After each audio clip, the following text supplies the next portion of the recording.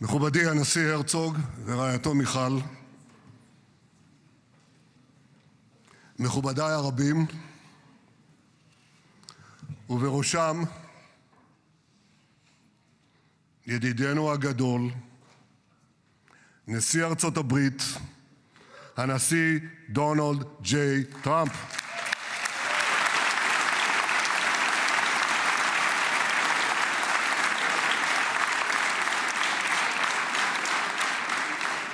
ברוך בואך לירושלים בירתנו הנצחית.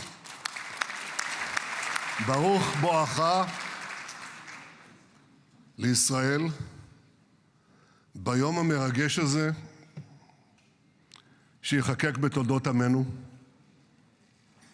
וגם אתה, הנשיא, תחקק בתולדות עמנו, כי כבר נחקקת בתולדות האנושות. אבל אנחנו, כפי שנאמר, זוכרים את ידידנו, ואנחנו יודעים את חלקך החשוב והמכריע בהחזרת יתרת חטופינו ביום הזה שהתבשרנו עכשיו, רק לפני שעה קלה, שכל חטופינו החיים שבו אלינו. איזו התרגשות.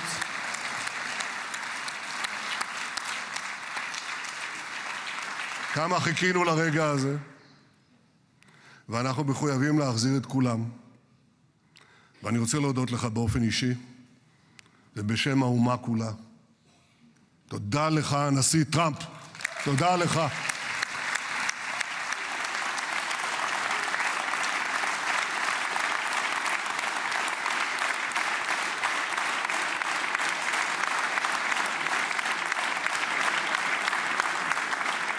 Now, I know that the teleprompters are working well, though I'm not using them. But I'm not sure about the translation. So I'll say words in English. President Trump, the Knesset welcomes you and your distinguished delegation to Jerusalem, our eternal capital.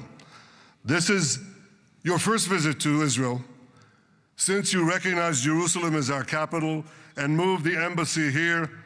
Thank you, President Trump, for that.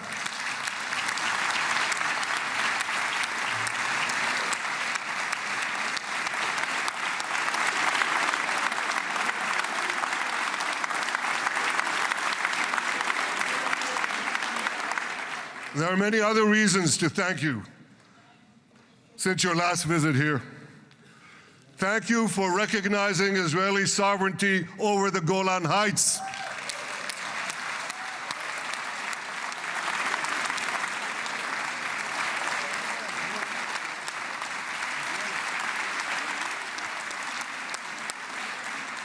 Thank you for standing up to the lies against Israel in the United Nations.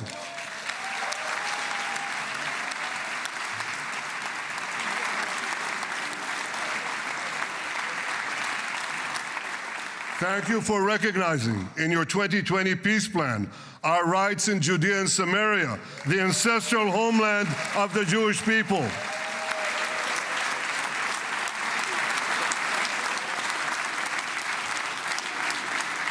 Thank you for brokering the historic Abraham Accords.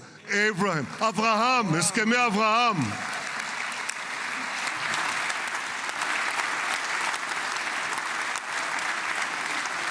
Thank you for withdrawing from the disastrous Iran nuclear deal.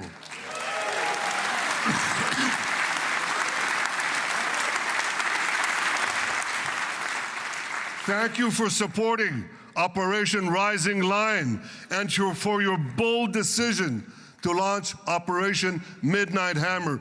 Boy, is that, you got to hear this.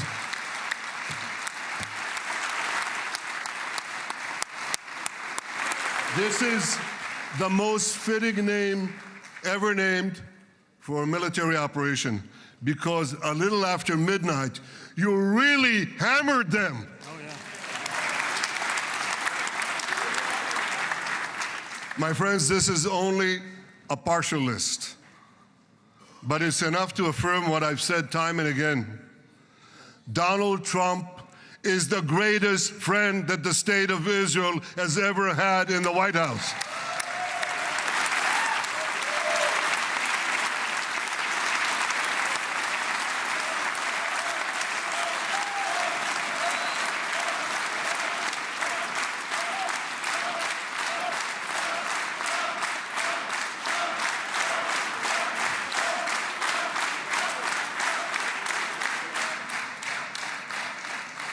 No American president has ever done more for Israel.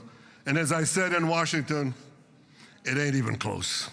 It's really not a match.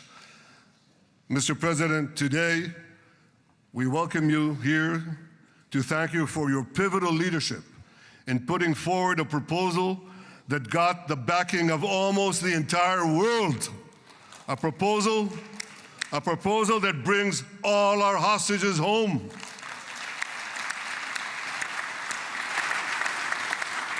A proposal that ends the war by achieving all our objectives. A proposal that opens the door to an historic expansion of peace in our region and beyond our region. Mr. President, you are committed to this peace. I am committed to this peace. And together, Mr. President, we will achieve this peace. We've done it before. We've done it before in the Abraham Accords, and we'll do it again. Mr. President, today the Jewish calendar marks the end of 2 years of war. That war began on October 7th, on the Jewish festival of Simchat Torah. You always tell me, and you tell the world, remember October 7th. Mr. President, we remember. We remember the thousands of Hamas terrorists who stormed into our towns and kibbutzim. We remember the 1,200 people Hamas savagely slaughtered in cold blood, including dozens and dozens of Americans. We remember entire families burnt alive as they embraced each other. We remember the beautiful young Israelis brutally gunned down at the Nova Music Festival. We remember the hundreds of our citizens who were dragged into the dungeons of Gaza, including 12 Americans, men and women, young and old, babies and elderly Holocaust survivors. My friends, Mr. President, Donald, these monsters take babies as hostages. In response to this barbaric attack on October 7th, Israel did what it had to do. With indomitable courage, we set out to defend our people, to defeat our enemies, and to release our hostages. Our heroic soldiers fought like lions. They fought on the front lines of civilization and barbarism. Israel achieved amazing victories over Hamas and the entire Iran terror axis. Sinwar, Dev, Hania, Nasrallah, Assad, they're all gone.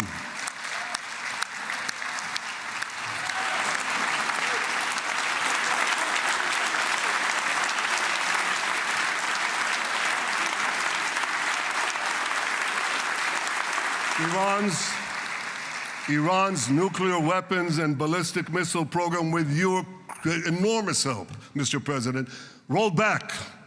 Half the Houthi leadership wiped out. But the price of this victory, the price of these victories, has been heavy. Nearly 2,000 of Israel's finest were lost, nearly half in battle. They left behind parents, spouses, siblings, and children. Their love and laughter, their promise and potential were lost forever. To the families of our fallen fighters, many of them are here, I say, I know the depth of your pain. I know the inconsolable grief that will accompany you for the rest of your lives. The State of Israel bows its head in eternal gratitude to our fallen heroes. Because of these heroes, our nation will survive. Because of these heroes, our nations will thrive. And because of these heroes, our nation will have peace. Mr. President, thousands of our brave soldiers were also wounded, suffering terrible blows to body and soul. Brave soldiers like Ari Spitz. Ari is an American. Ari is an American Israeli who was injured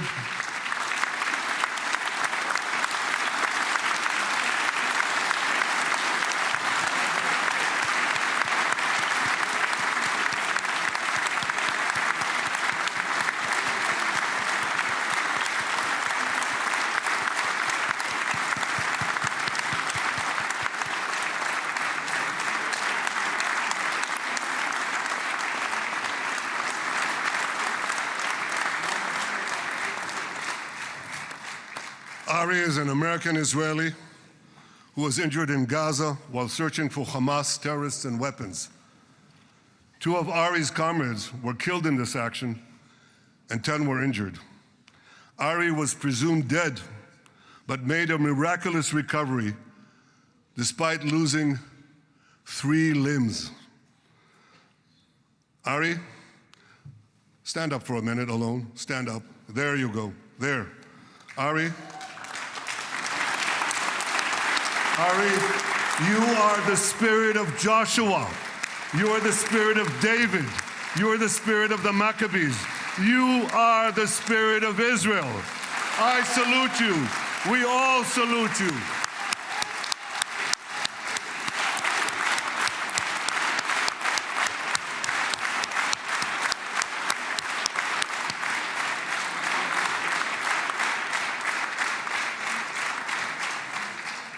Sabine Tassa of Kibbutz Netiv HaAsara is watching us today from the Israeli consulate in Los Angeles. Sabine lost her husband and her oldest son on October 7th. She is the mother of 3 other boys.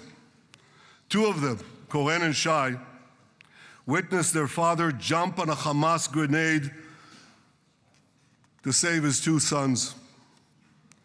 We all saw the film of those 2 boys crying out in pain, "Father is dead. Why? Why did God save me?" Mr. President, my friend Donald, I've seen some very tough things in my life, but I couldn't bring myself to watch those boys suffering again. So I didn't see this film except once. Yet Sabine, their mother, has had the strength and fortitude to show this film across the world. And my wife Sarah and I asked her, "Sabine, how do you do it? Why do you do it?" And she answered, "I do it to show the entire world the monsters Israel is fighting and the justice of our cause." This is what she's doing once again in Los Angeles. Sabine, you can hear me now, so I want to tell you on behalf of all of us, you embody the spirit of our biblical heroines, Deborah, Ruth, and Esther. You too are the spirit of Israel, and we all salute you.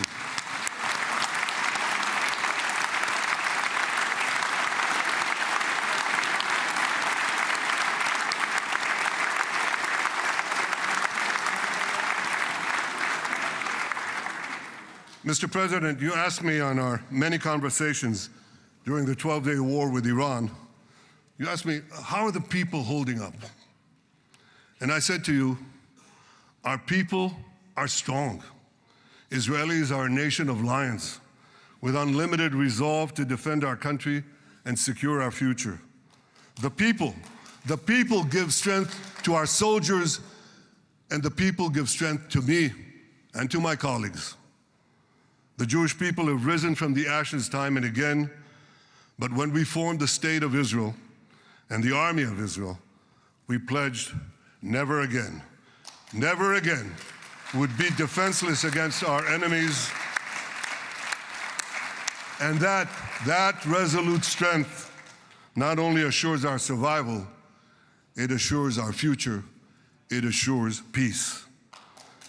We have paid a high price for this war, but our enemies now understand just how powerful and just how determined Israel is. They understand that attacking Israel on October 7th was a catastrophic mistake. They understand that Israel is strong and that Israel is here to stay. And this, Mr. President, is the indispensable foundation of peace. Peace through strength.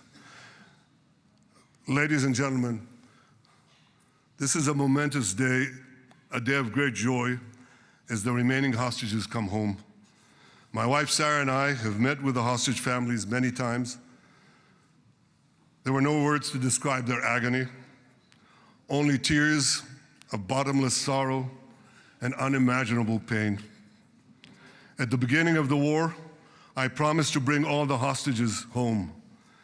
Today, with the indispensable help, the determined and focused help, the unremitting help of President Trump and his team, and with the incredible sacrifice and courage of the soldiers of Israel, we are fulfilling that promise.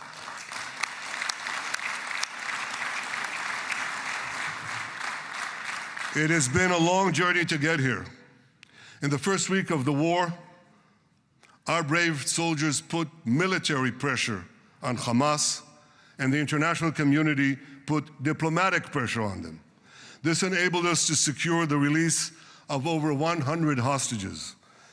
In heroic rescue attempts behind enemy lines, Israel's special forces rescued 8 live hostages and brought back the remains of dozens more. But as time went on, we all know what happened. The diplomatic pressure was turned on its head. More and more governments bought into Hamas's false propaganda. More and more governments succumbed to anti-Semitic mobs in their own countries. They just turned on Israel. They called for us to surrender to Hamas demands, just leave Gaza immediately, they said, end the war without committing to disarm Hamas, without committing to demilitarize Gaza. Had Israel succumbed to those demands, not only would Sinwar, Nasrallah, Assad, and Iran's missile and nuclear program remain intact. Not only that, because in no time, the Hamas killers would be back on the border fence, ready to repeat the horrors of October 7th again and again, as they vowed to do. But just at that point of maximum pressure on Israel, a man named Donald J. Trump was elected President of the United States.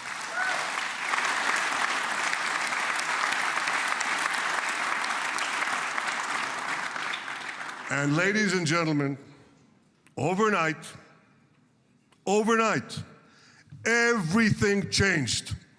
Everything.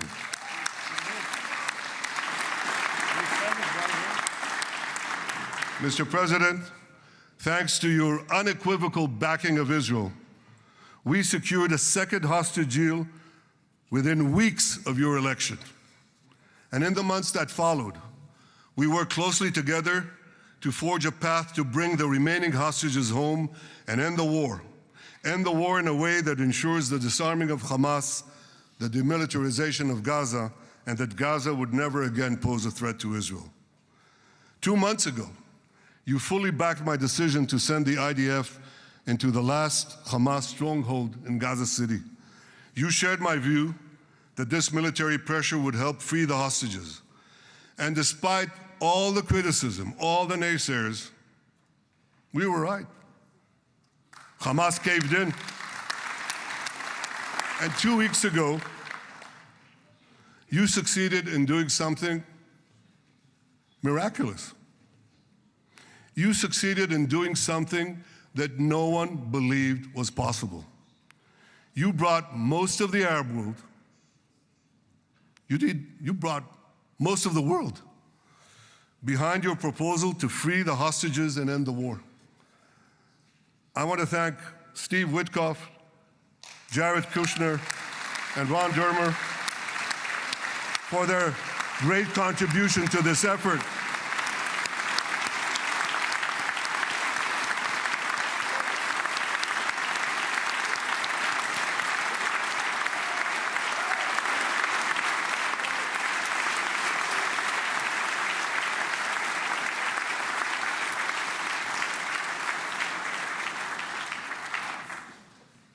And I want to thank our negotiating team.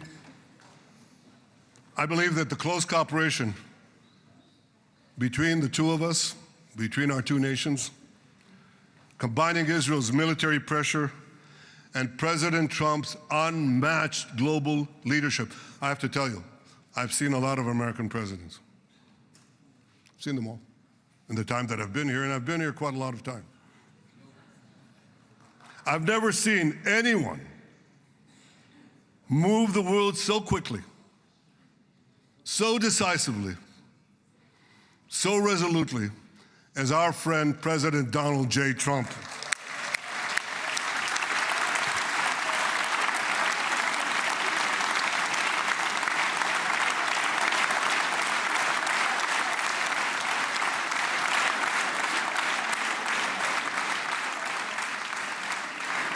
With our military pressure and President Trump's global leadership, we achieved this historic moment.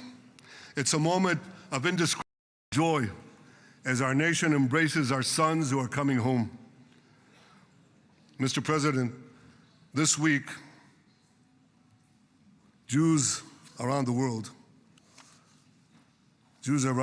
are going to read the book of Ecclesiastes, Kohelet, in the Bible. The Bible has many miraculous moments. One of them was your decision to bomb Fordo. I think it was a pivot of history because it wasn't meant only to bomb Fordo. That action and your previous action of taking out Qasem Soleimani, the architect of death, I think that changed the balance of power in the world. You brought America back again to the driver's seat.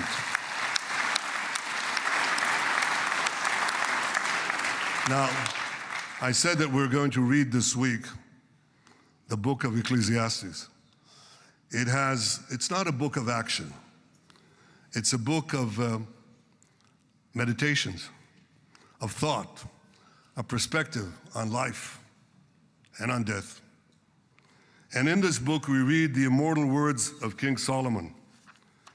To everything there is a season, and a time for every matter under heaven. Et milchama ve'et shalom. A time for peace and a time for war. The last 2 years have been a time of war. The coming years will hopefully be a time for peace.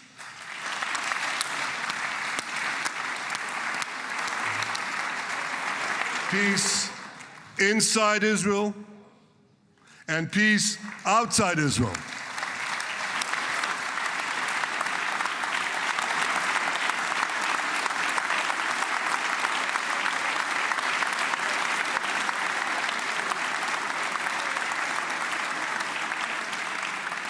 I look forward to continuing marching with you on the path we paved together with the Abraham Accords.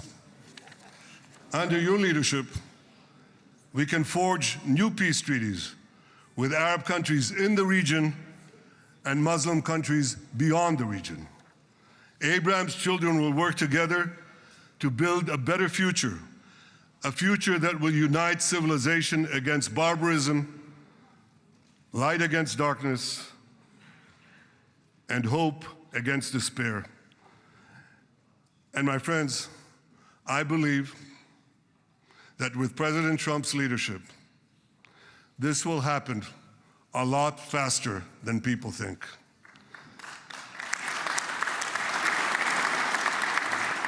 As Prime Minister of Israel, I extend my hand to hold those who seek peace with us.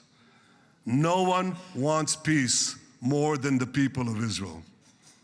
Israel will always remain vigilant in defending itself, and Israel will always remain full of hope. Hope is our national anthem. Hope is our creed. Hope is our strength. It is time, my friends, to realize that hope and expand the circle of peace. Mr. President, thank you for all you have done for us. I have submitted your nomination to be the first non-Israeli recipient of the Israel Prize, Israel's highest award. As to that other prize, just a question of time, you'll get it. But I want you to get the Israel Prize, our highest award, to our greatest friend.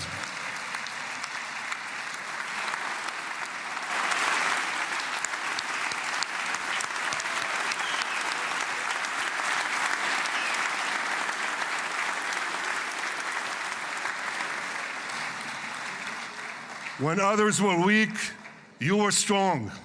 When others were fearful, you were bold. When others abandoned us, you stood by our side. On behalf of the government and people of Israel, I thank you for your extraordinary friendship. Thank you for helping bring our hostages home. Thank you for supporting Israel's march to victory. Thank you for paving a path to peace.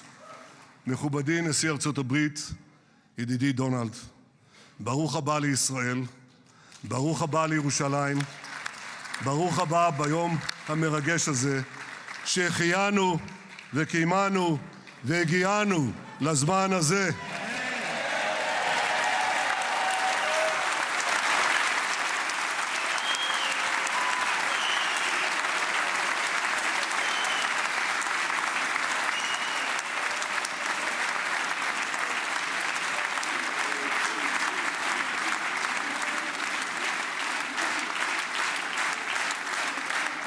May God bless you and your family, Mr. President. May God bless America. May God bless Israel. And may God bless the covenant between our two promised lands. Thank you, Mr. President.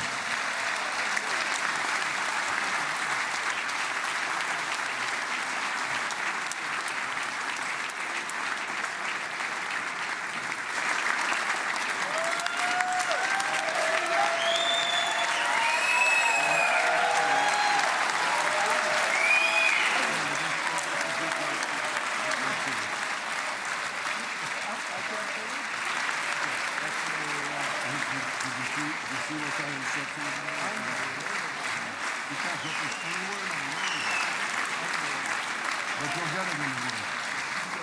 Thank you.